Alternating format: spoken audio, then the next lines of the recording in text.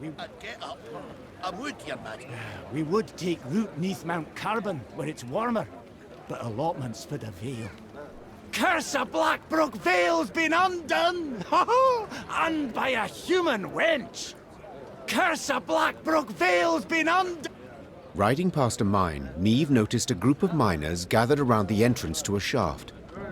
Frost had settled on their moustaches and beards, suggesting they had been there for some time. The Queen summoned Gabor and asked him to determine the reason for this sit-in. He returned after a few minutes and announced the most curious thing. They're waiting for the knocking to stop. Meave's frown prompted Gabor to explain in greater detail. According to our laws, dwarves can't go into a mine if there's knocking coming from inside. We're obliged to wait for the ruckus to quieten down. Ah, yes. Our own miners share this superstition. Reynard interjected. They say the knocking is that of a treasurer gnome, a kind of mine ghost. With all due respect, your miners are dimwits. Gabor said, patting Reynard on the shoulder. Knocking means an imminent and abrupt discharge of the potential pliable energy of rock formations. In other words, you ken, a rock burst. Except usually it's all done in a day or two, whereas these lads have been waiting going on 2 weeks. Foreman's grown impatient.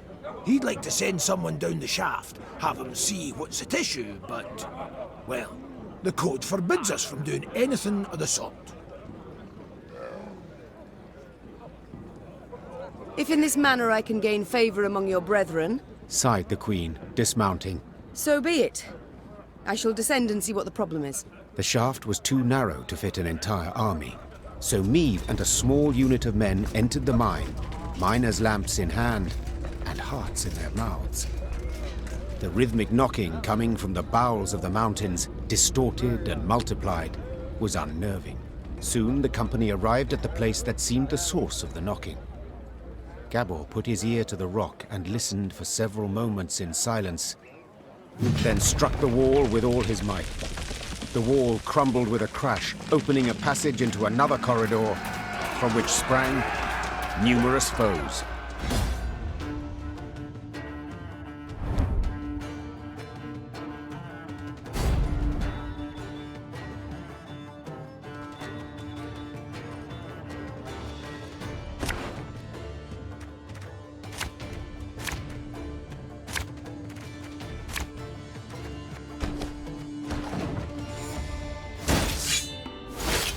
Did you hear something? What was that? My gnome senses are telling me. Those definitely aren't ghosts.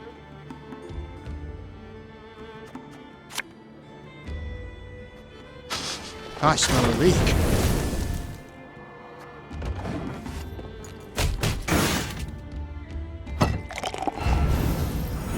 Who goes there? Drop your weapons! Nay, you drop yours!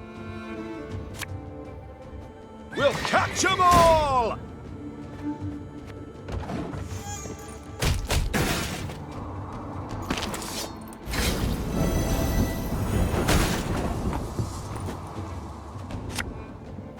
The chase is on!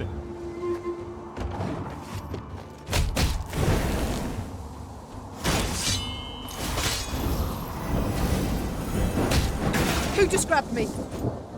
Oh, apologies, Maeve. I thought you were Reynard. Ow!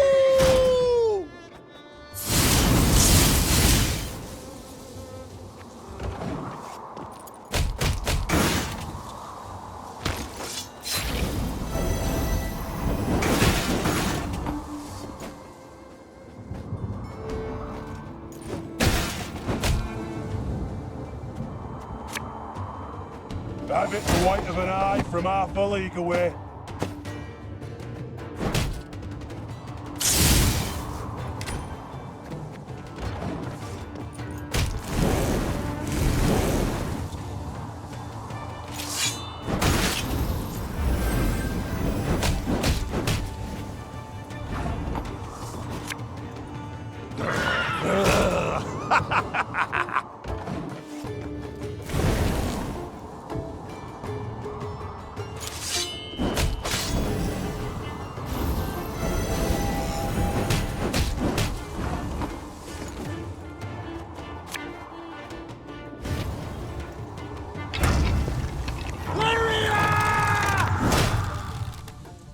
One boat's all I need.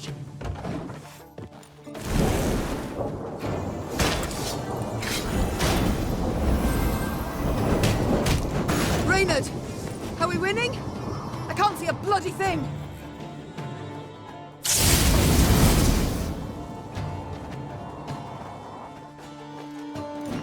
Ah!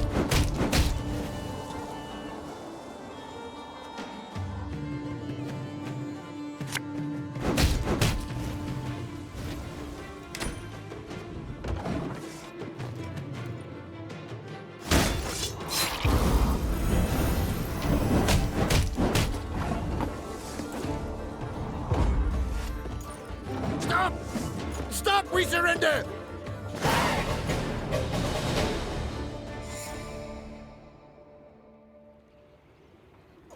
Both sides were surprised. Both fought in the weak light of torches, nearly down on hands and knees. In the end, the Queen emerged victorious, and as soon as she had returned her sword to its sheath, she asked the new prisoners a question that was on everyone's mind. Who the devils are you? The captives looked at each other in disbelief, as if before them stood a ghost. Finally, one of them managed to choke out a response. Your Highness, we're your subjects. Meve recognized the accent at once. The men came from Rivia. But what were they doing so far from home? According to the prisoner's account, after the Nilfgaardians' invasion of their kingdom, terrible poverty gripped the land. Seeking bread, some desperate inhabitants had gone to the mountains of Mahakam, engaging in wildcat mining in search of precious ores. Without asking the dwarves what they thought of this, You know yourself, my queen. explained one captured Riv. They guard their treasure real jealous-like, don't care a whit about the suffering of others. They see us starving down in valley and don't lift a stubby finger. Sadly, the Rivians had dug close to existing corridors. When Gabor destroyed the wall that stood between them and the dwarves, they were convinced they were being attacked by monsters, so they raised arms in self-defense. Maeve, 'tis a tough nut to ken, Said Gabor. but let's nae kid ourselves. These men are thieves, and we must hand them over to the Mahakam Guard. So they may do what? Sentence them to hard labor, or hang them at once? Said Reynard, his usual calm shaken and his voice raised. These are your subjects, Queen.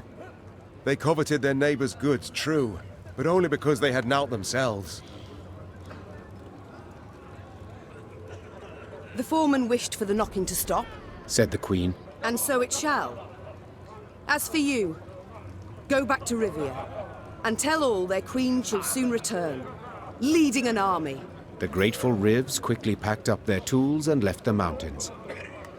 Meve had no doubt Bruva Hoog would soon learn of the affair and would certainly not approve of her decision. Yet she preferred to face the Elder's wrath than send her subjects to a dwarven prison, or possibly to their death. Well, boys, a wee swig and we get back to work.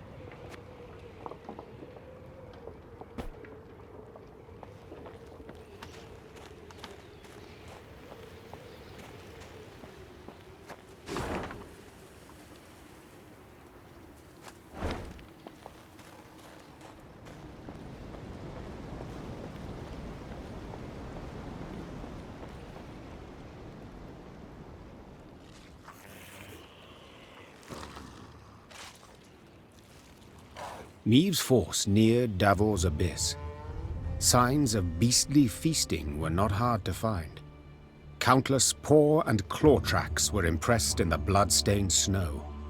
Among the boulders, bones picked clean were strewn about. Gascon lifted one from the ground. Empty inside. He said, Something sucked out the marrow. Meave soldiers feigned indifference to the grisly sight. They marched on, their stepped rhythm unwavering, a song on their lips. Yet hearing a slight tremolo in their voices, Meave knew they merely sought to drown out their fear. A moment later, a commander's horn sounded, the signal to halt. The Queen galloped to the fore of the column and found herself at the edge of a vast, round hole in the ground. She could not see the bottom.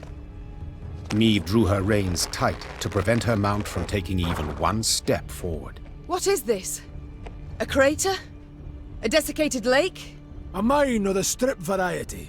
Gabor explained. Treasures we picked and shoveled for here. Diamonds. Till we happened on the beasts, that is. What now? Orion's a dam. Holds back a lake. If we can break it, water'll rush in, fill the abyss and the tunnels from which the beasts emerge. Just need to get around the mine first. Way down's on the other side. Meave squinted and gazed into the distance. Indeed, there was the dam. And at its foot, a swarm of beasts roiled about. Her soldiers gazed at their queen expectantly, their arms at the ready. She knew well they would rush into battle, in spite of their fear. Gabor! Meave cried out over the whirling wind. Have you bards here in Mahakam? Course, your grace! Then we shall give them good reason to compose this day, on the themes of courage, of heroism, of Lyria! Gee up! And with that cry, the queen spurred her mount, grabbed a banner, and raising it high over her head, rushed headlong at the horrid swarm.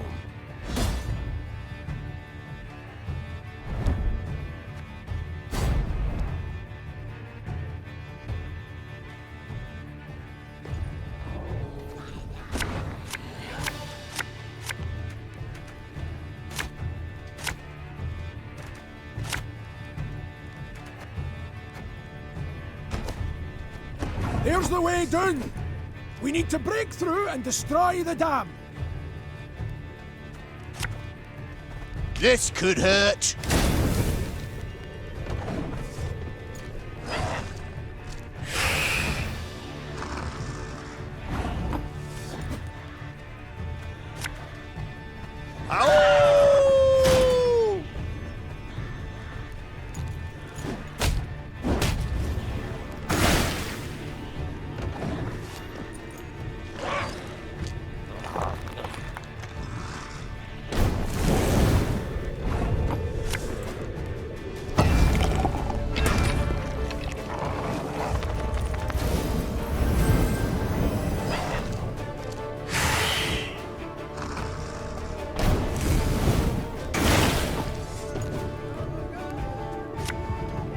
Left, right, left, right. Your Grace, monsters approach from all sides.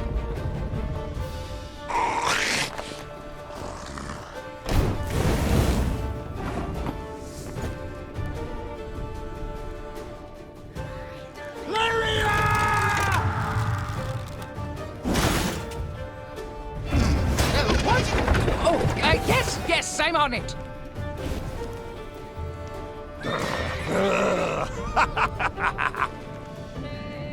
Yeah, yeah!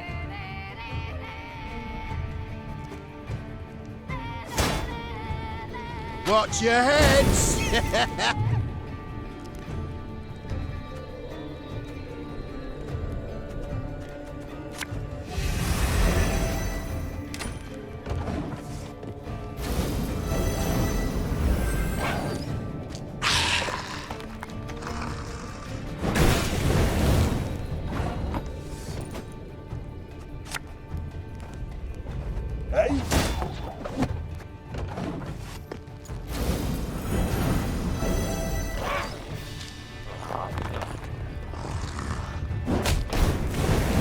Excellent! The dam's about to give!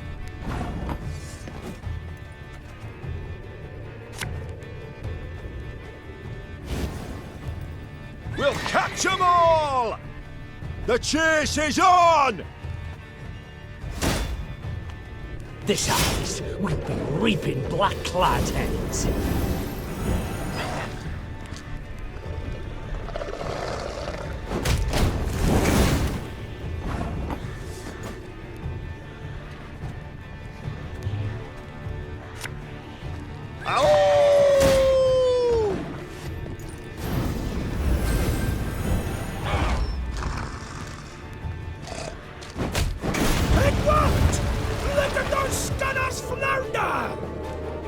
Excellent work!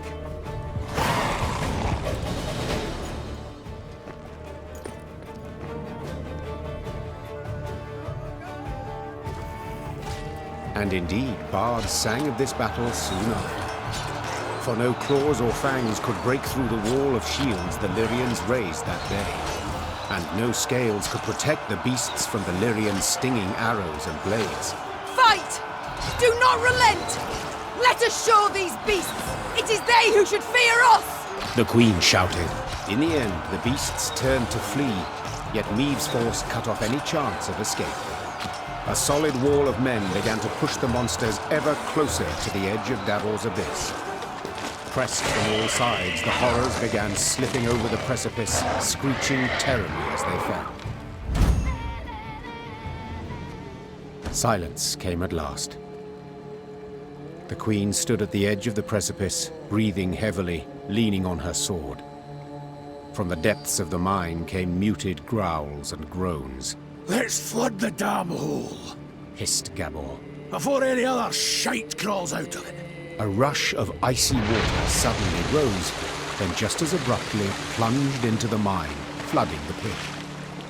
And where once lay Davor's abyss, now lay Davor's pond. Maeve descended back into the pass, exhausted and covered in beastly blood, yet also exceedingly pleased. She was one step closer to dwarven support in the war against Nilfgaard. Once the Lyrians had put some distance between themselves and the now destroyed monster lair, Maeve ordered her men to pitch camp. Then she sent the quartermaster off for food and drink. The soldiers lit campfires, then set aside their weapons. Soon after, lively music and song could be heard throughout the camp. Your Majesty, Reynard said from behind Maeve's back. A messenger from the Elder-in-Chief. The Queen turned to see a dwarf in a richly adorned jerkin and a shako with golden seams. She stifled her laugh into a smile and lifted her chin proudly, expecting praise and a pledge of aid in the war against Nilfgaard. My lady, your daring deeds have come to the Elder's attention, said the dwarf in a measured voice. He's positively irate and demands an explanation. Irate? But why? I and my men, we've aided you greatly. Elder Hugh awaits at the Long Bridge. You'd be wise not to keep him there any length of time. And with that, all the Queen's enthusiasm for a celebration was instantly gone. She waited until the fires expired and the songs died down, then gave the order to march.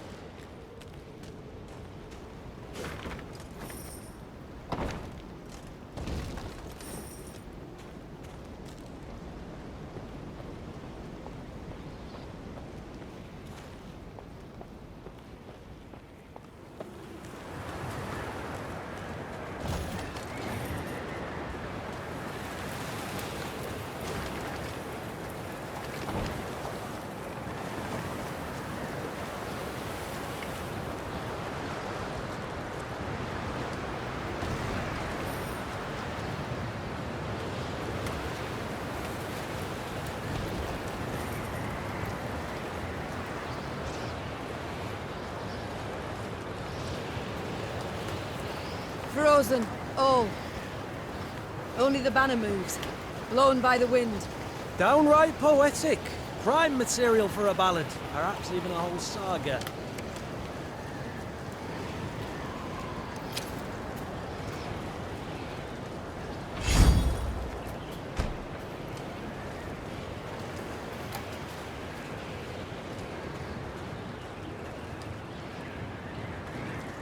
Gazing towards the horizon, Niamh noticed a dark shape outlined against the mantle of snow that lay on the ground.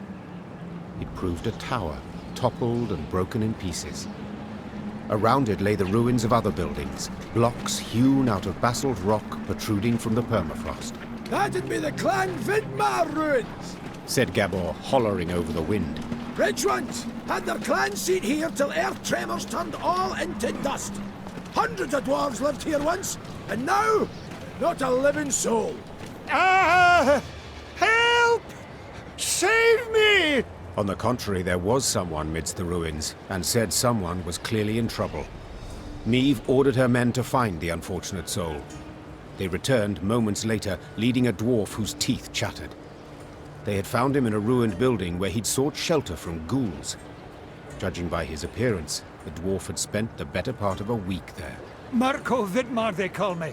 He said, patting down unkempt hair that seemed to reach in all directions. I came here seeking a family heirloom, lost in the tremors and the chaos they caused. I ken the chamber where it ought to be, but, well, beasts made their lair there. I cannot drive them off on my own.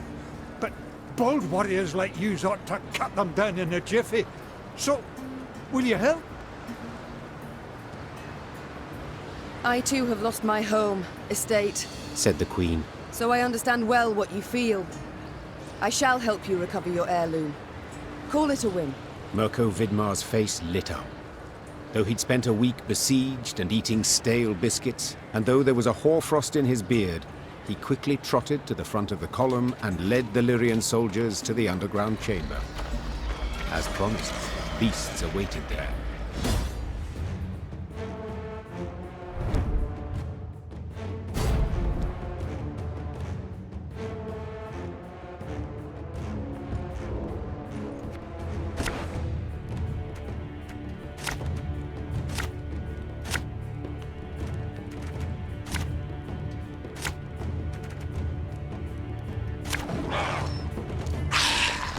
The ruins! From there they come! Drive them back!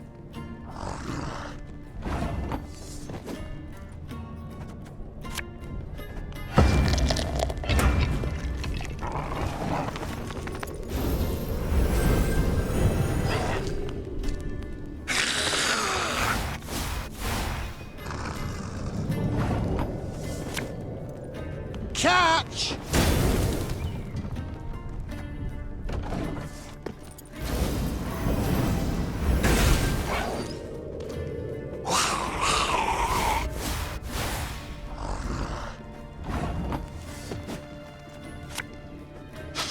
I smell a leak.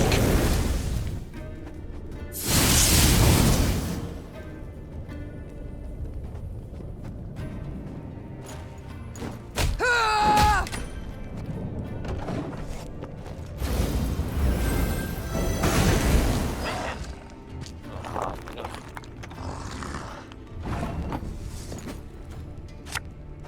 Left, right, left, right.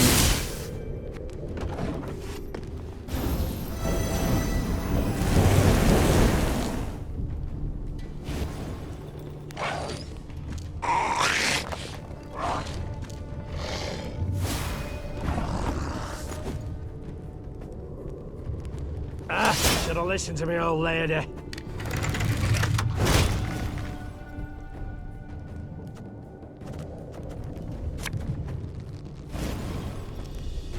This harvest will be reaping black-clad.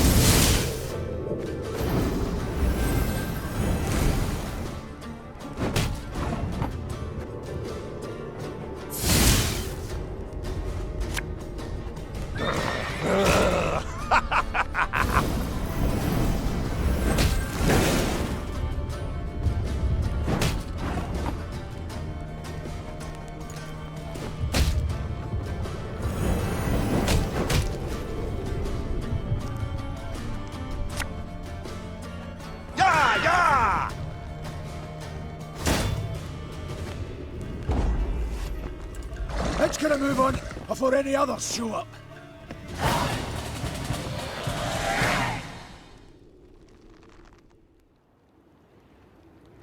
As soon as the fight was done, Mirko Vidmar ran towards a crate that stood on a pedestal, slipping on the now bloody floor. When the dwarf lifted the lid, precious stones spilled out. Your heirloom? This? Asked the Queen, rather puzzled. I thought a pipe that belonged to your grandfather more likely. Seems to me Brother Mirko wasn't wholly candid with us. This here's no heirloom, no family souvenir. It's the treasure trove of Clan Vidmar. We thought it gone for good. Pressed for the truth, Mirko admitted no family sentiment had prompted this expedition. The dwarf had planned to leave Mahakam and start a new life among humans. Yet he did not wish to do so without sizable capital. I canna stand to stay here a moment longer. The days, all of them, they're identical. Rise with the first cockscrow, march in double file to the latrine, crap on command, 12 hours down the shaft and home to sleep. Mirko complained. Want a wifey? Put in an application. In triplicate. Care to snip your beard? Elders got to approve it. You want to add buttermilk, not cream, to your mushroom soup? Clan council's got to debate it. How's a dwarf not to get balmy? I understand the lad, no two ways about it. Gabor sighed. But I feel it's my duty to remind yous that what Mirko's going and doing here, well, there are laws. Treasure's due the Elder-in-Chief, not to Mirko, that's one. Second, any dwarf that wants to leave Mahakam can't take nothing but his breeches, his dixie, and his coat. So, brief like, consider well afore you make your decision, Your Grace.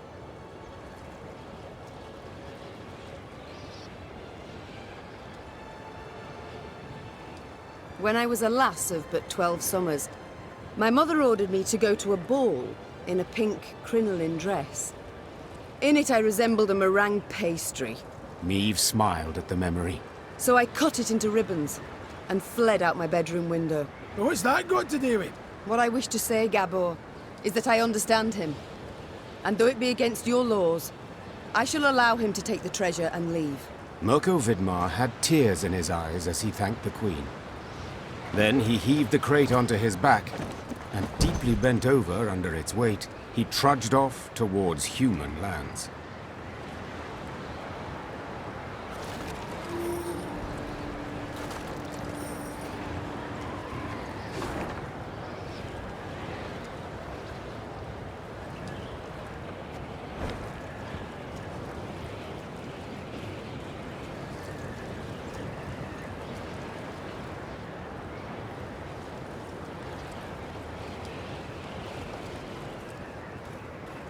The Lyrians rode a narrow, winding path along the rocky ridge. To one side were ice-covered boulders, to the other, a chasm hundreds of feet deep. They could have at least erected some barriers, complained Gascon, knocking snow from his cap. Got plans for that? Gabor said. Just need to decide how high to make them. What? Think. Should they be the height of your average dwarf or a human? The debate's gone on for 20 years. On the one hand, you've got... Gabor did not finish his discursion. He was interrupted by the Baba Ghazi that jumped down from the rocks. Archers, shoot! Aim for underbelly! Meave soldiers made quick work of the lone monster. But the sound of battle spooked the horses harnessed to one of their wagons. Whoa there! Whoa, damn it! The driver tried to rein in the animals, but could not. They dragged him into the chasm along with his cart and the soldiers riding in it. They landed a few dozen feet below on a rocky outcropping. A moment later, Baba Ghazis swarmed everywhere. Did you see how they fared? Anyone left alive? Asked Meave, leaning over the cliff edge. Worry more about their cargo. Gascon replied. They were also carrying chests of gold. Blast. We can't get down there. Too steep and the snow keeps falling. We can lower ourselves down a line. But without armor, shields, or heavy weapons, otherwise it will snap. And the Baba Ghazis? The Queen said, brow raised. We shan't kill them with daggers. They're too thick of armor. We'll have to try. Or continue on our way. You only live once. Meave sighed. Gascon, round up some volunteers and let us move out. Moments later, The Queen was lowering herself down a line straight towards the gaping maw of a Baba Ghazi, her only armor a woolen shirt.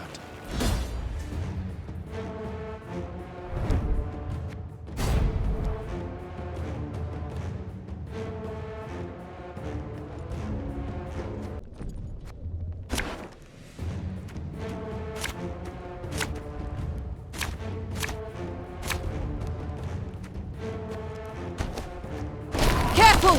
No one try to be a hero! Catch!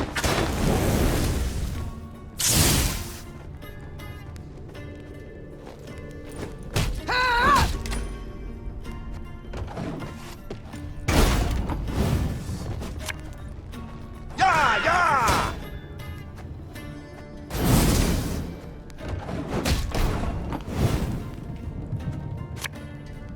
We'll catch 'em all! Ah, slippery up here, and it's a bloody long way down.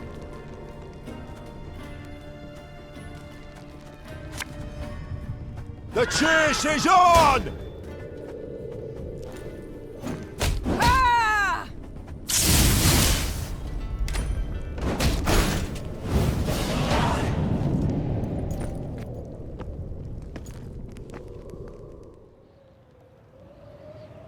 Bereft of sword and shield, Meve could not withstand a single blow. She thus danced atop the frozen snow, deftly dodging the Baba Ghazi's lightning-fast strikes, while delivering but a few well-aimed hits of her own, to their eyes, ears, and gaping jaws. When the last monster fell lifeless to the ground, Meve walked up to the shattered wagon. The soldiers it had carried were bruised, frostbitten, but alive. Your Grace, we were sure you'd leave us. A good ruler never abandons her folk. Nor her gold. Gascon interjected, while securing a rope to a chest. Soon enough, all were safely back on the path. The admiration Meve saw in her soldiers' eyes was in itself sufficient reward for her difficult battle.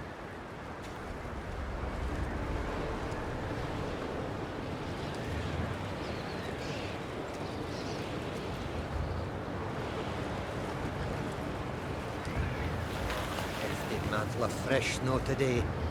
Got a blow before too long, bring a rush down. Oh, God, that's up a shile ma's ass. Braving the snow in those meagre courts, are ye?